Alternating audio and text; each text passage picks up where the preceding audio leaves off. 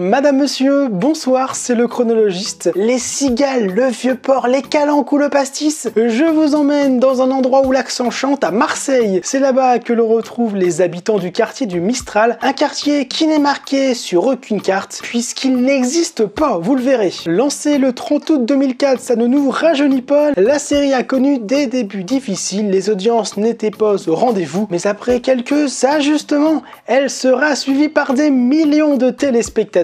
Elle deviendra une marque incontournable de France 3. Plus belle la vie, tout de suite dans ce nouvel épisode de la Minute de Souvenir.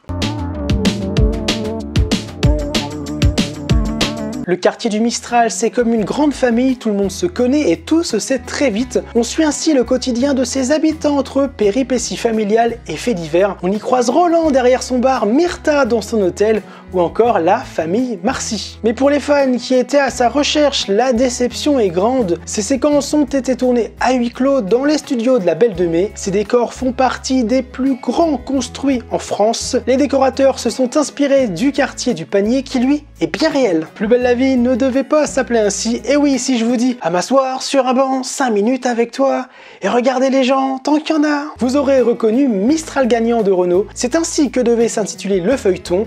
Les auteurs ont finalement reculé. Décès ou élection, ce qui a fait la force de la série, c'était son lien à l'actualité. Les sujets tabous n'étaient pas écartés. Elle signera le premier baiser et mariage entre deux hommes à la télé en France. Sexualité, drogue, racisme ou handicap, reflet de la société, tout à chacun de s'identifier. PBLV, ce sont des épisodes de 26 minutes qui ont été diffusés du lundi au vendredi à 20h20. Pour réussir à tenir les délais, il y a du travail. Chaque numéro est tourné 5 semaines avant son passage à l'antenne, au rythme d'un par jour. C'est intense pour la technique et les comédiens. Le feuilleton a rassemblé des millions de fans. Selon Adopi en 2015 en France, le programme avait même été plus regardé que Game of Thrones en streaming. Toujours plus d'exploits, le 11 juillet 2008, la 3 a diffusé le 1000e épisode.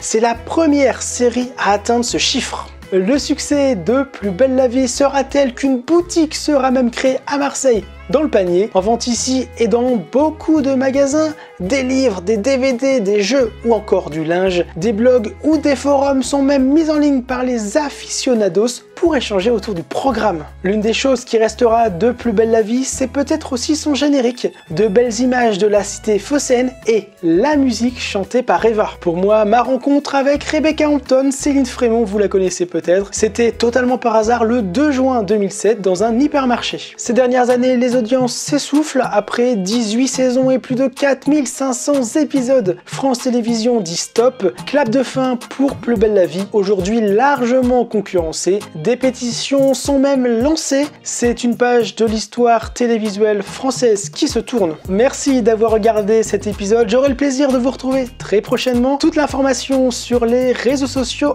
@lechronologiste. Au revoir.